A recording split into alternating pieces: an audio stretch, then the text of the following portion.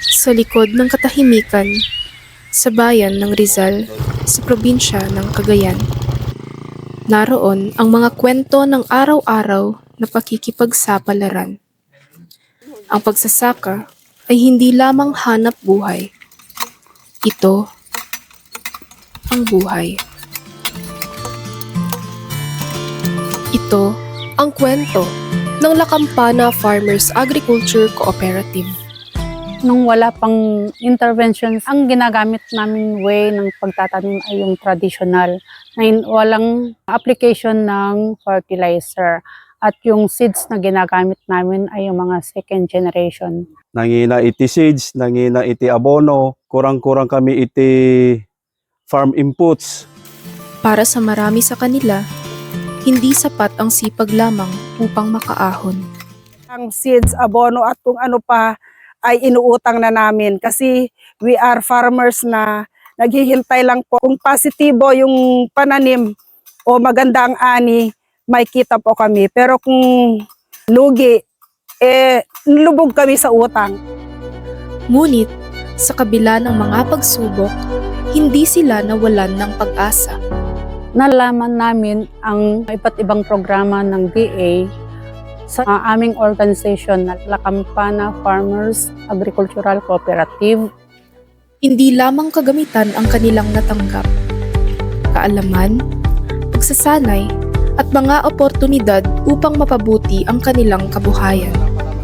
Natutunan ng kooperatiba ang double row planting method, balanced fertilization, at pest management upang mapataas ang ani ng mais. Kasabay nito, ipinatupad ang integrated farming system na nagbibigay ng dagdag na kita mula sa pag-aalaga ng manok, pato, baboy, pagtatanim ng gulay, produksyon ng kabute at iba pang kabuhayan. Unti-unting nakita ng mga magsasaka ang resulta ng kanilang natutunan. Tomorrow na demo namin. Ti single row gamin apo nakarigrigat ti proseso na ta nakaililit nga pagdaan lalo no babasit ti eras nga kunami nga malaweg. Ngam ito double row nakalaklaka ti trabaho na sa tagdoble pa iti apit na apo ta awan babasit na nga bunga na apo ta siyempre aga dayumit ti po noon na apo so nga awan ti kaigino na kay abono. Ang dating iisang pinagkukunan ng kita ay nadagdagan pa. To the result of the double row method of planting, napansin namin na mas mataas ang ani namin. Tumaas din yung income namin. Nang makita ang resulta ng mga teknolohiya, maraming mga non-members ang nakiisa at nag-adapt.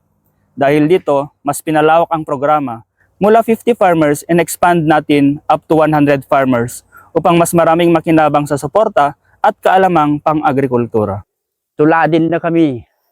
Tapno amin tayo parehas makaangat tayo apo. Dapat natin ipagpatuloy yung mga learnings, mga trainings na binibigay sa atin ng Department of Agriculture. Dahil na-prove naman natin na tumaas yung income natin at umangat ang ating buhay. Ang ibinigay nila sa amin ay laking tulong at laking pasasalamat din namin na mga farmers. Kahit na nasa ibang municipality sila, at least yung legacy nila na ibinahagi nila sa amin, nandun pa rin. Higit pa sa pagtaas ng produksyon ang naging epekto ng mga programang ito. Sa bawat dagdag na ani at kita, may pamilyang mas napapakain. May magsasakang mas may kumpiyansang harapin ang kinabukasan. Masaya ang farmers! Ang kwento ng Lakampana Farmers Agriculture Cooperative ay hindi lamang kwento ng mga programa at proyekto. Ito ay kwento ng mga magsasakang piniling magpatuloy sa kabila ng hirap. Kwento ng pagtutulungan, kwento ng pagbabago, at kwento ng pag-asang patuloy na namumunga sa bawat bukid ng Rizal, Cagayan. Basta DA2. Ayos. Mabuhay ang mga farmers!